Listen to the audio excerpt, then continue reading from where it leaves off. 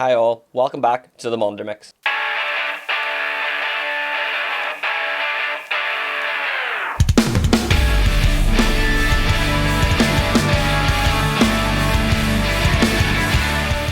So it's Friday, new release music, and there's been lots, but today I wanted to focus on the new Coheed and Cambria album.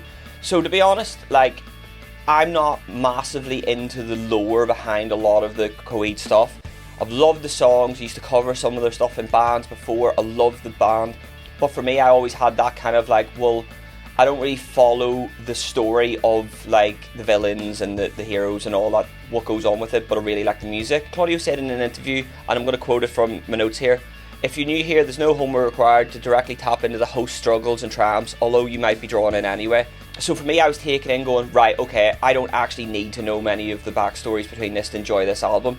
And I'm going to be honest, spoilers straight ahead from the video, it's a great fucking album. One thing that stood out for me, I play guitar, is the guitar tones are second to none. The riffs are unreal. I've had the album for about a week now, and some of the songs, they're just stuck in my head. The guitar riffs, I'll go into through the notes, but I just wanted to do a quick video to overview the album. I was going to do a short, but to be honest, I wanted to give a bit more than a 3-minute video on it, because I think the album actually deserves it. I think they've absolutely smashed it, and I'm seeing them at 2,000 Trees this year, and I honestly can't wait. And if this album is the bulk of the set, everyone who's going is in for an absolute treat. So let's just get stuck into it. Again, I'm going to be looking at my notes, so that's why I'm looking over here. So the first song on the album is Yesterday's Lost. I said it was a lovely ease to the album, and the vocals were both equal parts beautiful and haunting. And the second Claudio's vocals come in, you'll understand exactly what I mean. It's drenched in reverb, it's just got that emotion behind it, and it's, to be honest, what I kind of expected from an album that had 14 or 15 songs, whatever, on it, just to ease in to the album. There's a brass part in it, very unexpected, but very, very, very cool. So yeah, great opening track. Then the next song is Goodbye Sunshine. This was peak Coheed for me. This was the song that made me think, right, the guitar tones and the guitar lines are going to be amazing in this album, because this song, second in, perfect. You can tell that the chugging guitars are built for big shows and festival shows, and it's almost pop punky in parts, which is very weird for a band that I wouldn't classify them as pop punk, but in this song it kind of leads into it a bit, especially in the chorus. It's very anthemic. That's probably my best way of putting it. Then we had one of the singles that were on the album, Searching for Tomorrow, and it starts off with a synthy kind of, I don't know if it's an effect on a guitar or whatever, but it's the driving force of the track, and it's awesome, just straight up awesome. I did write my notes that the solo in this album was one of the standouts, just because I just couldn't get it out of my head. I had to lift up a guitar to try and learn it. I think it was a good song to release as a single, because it did tease what was to come. With it and Blindside Sunny, I was I don't know what's going to go with this album. If these are the first 2 songs we're going to hear, and there's 14 songs, I have no idea. But to be honest, they kind of brought it in. One of the things I've got in my notes is the album is very much a journey. And I get it, the whole vibe of the band is a journey through a story, but it's a musical journey as well. It's not just telling a narrative of heroes and villains in a comic book setting. You don't need to know all about that and not need to get sucked into that to kind of enjoy it, because as a standout album, this is fantastic. Then there's the title track, The Father of Make Believe's next, and this was, for me, quintessential Coheed. I used to listen to them years ago. As I said, I played some of their stuff in bands before, very badly I'll admit, but I did. And this was exactly what I would have expected from the album. If you'd have got me to click through the whole album, this is one that I could have put on any of the previous albums, especially the last 2. But yeah, Father Make Believe. First of all, great title for an album as well, and great title song for the album. Brilliant, absolutely fantastic. Then we've got Mercy of Mercy. The only thing I really put about this song was where it was placed is probably the best place to put it in the album. It's got a nice, lovely vibe to it. It's not one of the heavier ones. It's kind of what you expect. And then when it goes into Blindside Sunny after, it kind of makes sense not to have, because the way I'll just go into Blindside Sunny to be fair, it kind of has a very repetitive riff and motif the whole way through it. If the song before it had something similar, you would have just been right, this is a bit too much, where the vibe of Mercy is exactly what you need to set it up for the first single of the album. Next song's Play the Poet, and it almost had a dancey vibe. The first 30 seconds of it, I was like, what the hell is this? This is completely out of left field, and I was all for it. The guitar riff in the chorus really complements the vocals lyrically and the way they sound. It's so cool. Like, it almost feels like it's blending together, and it's completely on purpose. You can tell that it wasn't written as guitar line, sing over. It was, this is what it needs to be, and it fits very, very well with the song. There's almost an indie guitar sound in this song, which sounds really weird, but it's so fresh, because if you are a fan of the band, if I had to say to you on the street, what's Coheed like? It's very guitar driven, it's riffy, heavy guitar, all that there. Where this was more stripped back, and it kind of emphasised the playing. It doesn't need to be that technical.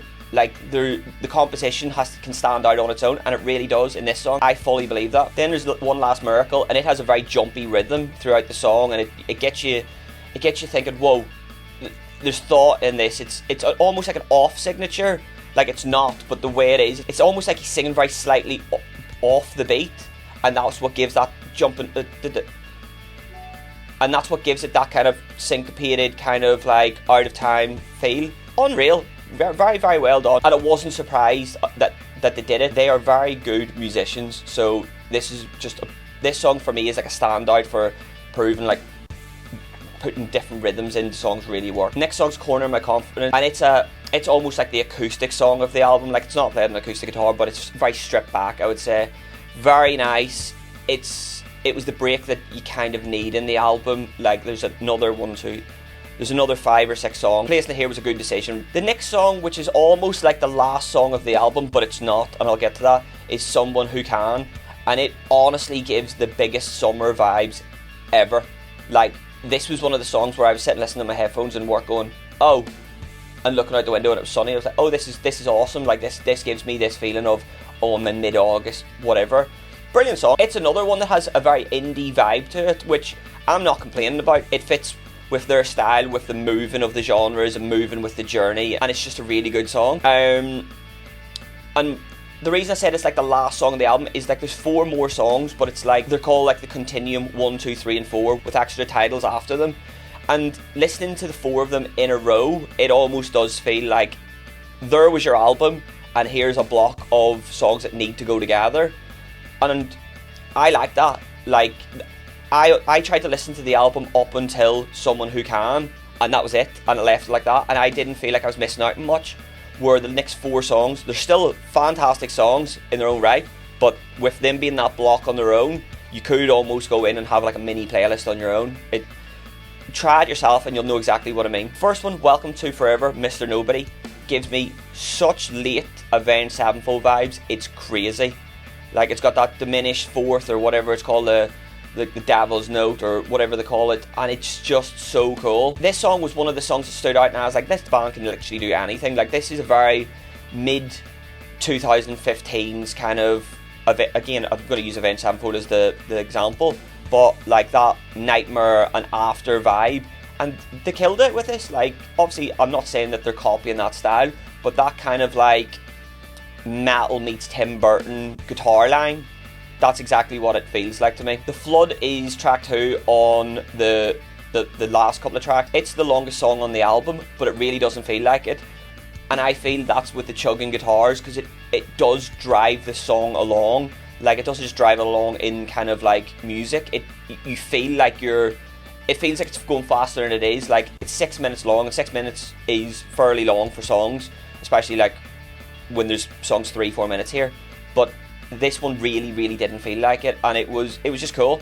Like, lyrically, very good, and again, the chorus, his singing's fantastic. To be fair, his singing across the board has been fantastic across the whole album. Then there's Tethered Together. It's got like a haunting piano intro, and it's got the standout lyrics for me and the vocal line out of everything on this album.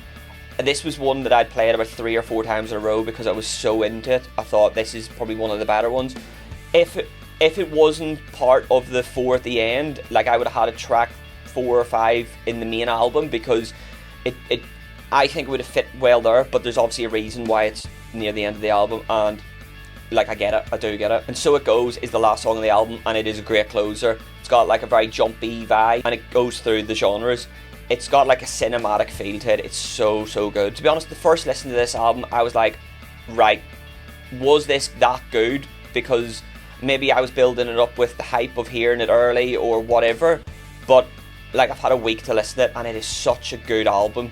Again, as I said, I'm seeing them 2,000 Trees, and I hope some of you guys are as well.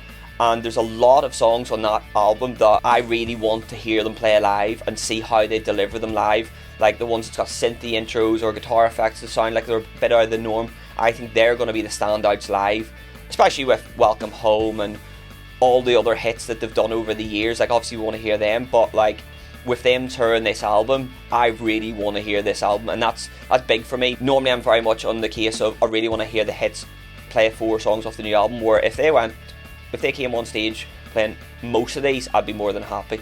But yeah, that's just my thoughts on the album. I want to hear what you think. Please let me know if you disagree. Please let me know if you agree. Let me know what you want me to review next. And tell me what you've been listening to this Friday. Like, there's been loads of stuff. I'm going to try and get to some more stuff later on, but this one was the standout for me. I really hope you have a great weekend, whatever you end up doing, and take it easy. Thank you. Bye.